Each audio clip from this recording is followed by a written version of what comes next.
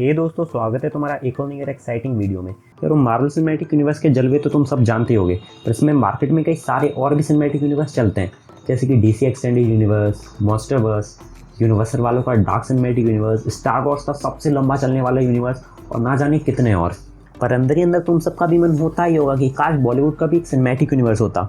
तुम्हारा होता है, नहीं होता है, मेरा तो होता है। इंडिया में हर साल 1800 से भी ज़्यादा मूवीज़ रिलीज़ होती हैं, पर आज तक कोई भी एक सिनेमैटिक यूनिवर्स एस्टैब्लिश करने में कामयाब नहीं हो पाया है।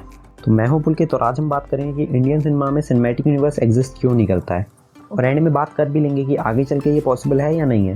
तो ज़्यादा टाइम वेस्ट ना करते हुए लेट्स डाइव इनटू द फैनवर्स। यार ऐसा नहीं है कि इंडियन सिनेमा में क्वालिटी मूवीज़ बनती नहीं है, यहाँ पे बहुत अच्छी क्वालिटी मूवीज़ बनती हैं, पर ये किसी भी इंटरकनेक्टेड यूनिवर्स या बड़े सिनेमैटिक यूनिवर्स का हिस्सा नहीं होती हैं, और ना कोई बड़ा क्रॉसओवर इवेंट होता है। मतलब छोटे मोटे ईस्टर एग तो ये लोग छुपा देते हैं, पर छोटे मोटे ईस्टर एग तो हर जगह ही मिल जाते हैं। जैसे कि हाउसफुल की सारी मूवीज़ इंटरकनेक्टेड तो हैं, पर वो सिनेमैटिक यूनिवर्स के रूप में कंसिडर नहीं की जाएंगी। और रोहित शेट्टी भी कोशिश कर रहे हैं कि वो एक कॉप सिनेमैटिक यूनिवर्स बनाए, पर यार उसमें लूप होल ज़्यादा है, स्टोरी कम। कई सारे ऐसे फैक्टर्स हैं जो इंडिया में एक सिनेमैटिक यूनिवर्स को एस्टैब्लिश करने से रोकती है। उनमें से एक पहला फैक्टर है ऑडियंस। अब तुम लोग जितना भी राधे और कोहली नंबर 1 जैसी मूवीज़ को क्रिंज बोलो, पर सच बात तो ये है दोस्तों कि वैसी ही मूवी सबसे ज़्यादा चलती हैं। ये पूरी तरह से बॉलीवुड मसाला मूवीज़ होती हैं, और वो ऐसी मूवीज़ धड़ल्ले से इसलिए बनाते हैं क्योंकि ऑडियंस को वैसी मूवीज़ पसंद आती हैं, वैसी मूवीज़ ही पैसा कमाती हैं। सुपर हीरो जॉनर की बात करें तो इंडिया में भावेश जोशी और मर्द को लर्ज नहीं होता जैसी भी बहुत अच्छी मूवीज़ बनी है, पर उनको देखता कौन है?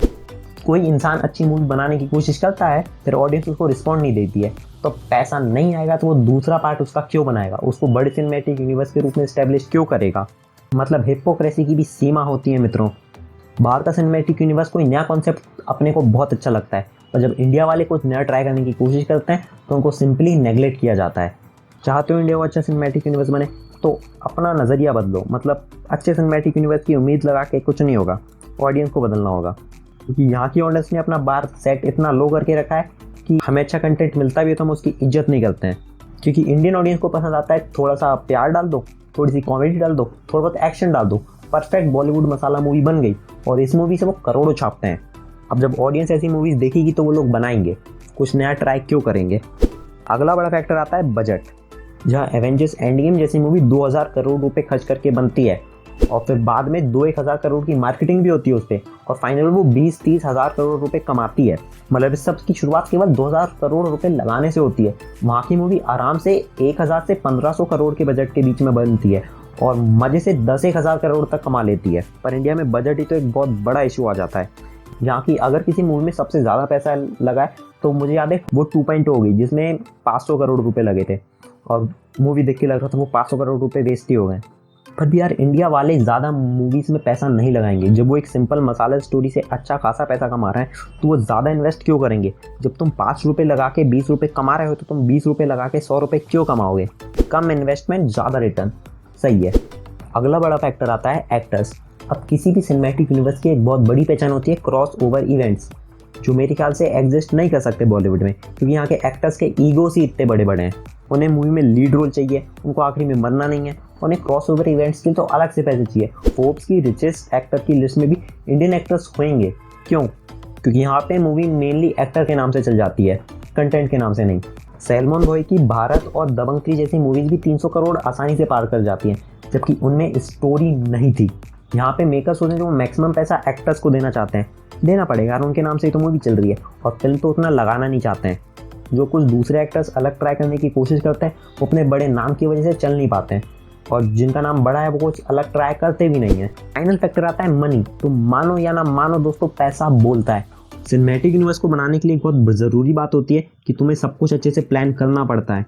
केविन फीगे जो कि एमसीयू के हेड हैं, उन्होंने 2008 से सोच के रखा था कि 2019 में क्या होगा। मतलब सोच रहे हो बंदे की सोच कितनी दूर तक जा रही थी। और यहाँ पे 3 मूवीज़ की प्लानिंग अच्छे से नहीं हो पाती है, क्योंकि लीड एक्टर थोड़ी थोड़ी देर में स्क्रिप्ट बदलता रहता है। वो किसी बड़े सिनेमैटिक यूनिवर्स को इस्टेब्लिश करने के लिए कम से कम 3-4 मूवीज़ तो लगती हैं। ऐसा नहीं है यहाँ पे 3-4 मूवीज़ की फ्रेंचाइजी नहीं बनती है, डेफिनेटली बनती है, पर वो किसी इंटरकनेक्टेड यूनिवर्स का पार्ट नहीं होती है, क्योंकि एक इंटरकनेक्टेड यूनिवर्स बनाने के लिए बहुत सारा पैसा लगता है। एमसीयू ने अब तक $22 बिलियन की कमाई करी है, पर साथ में उसने $5-6 बिलियन तो लगाए भी होंगे।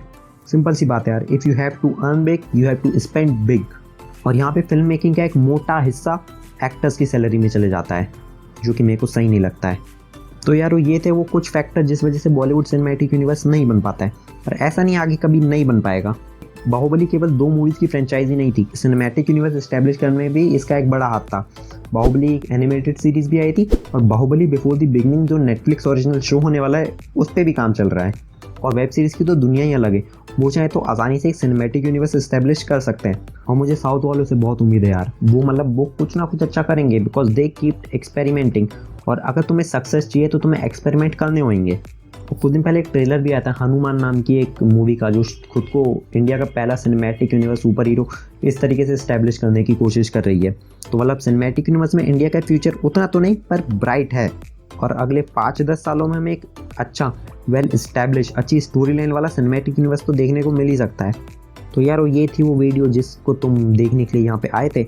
अगर ये वीडियो अच्छी लगे तो इस वीडियो पे लाइक कर दो यार। अगर तुम चाहते हो कि मैं इसी तरह का कुछ और ऑसम कंटेंट बनाऊँ तो प्लीज़ मुझे सब्सक्राइब कर दो, मतलब इस चैनल को सब्सक्राइब कर दो, इट इज़ वर्थ इट यार।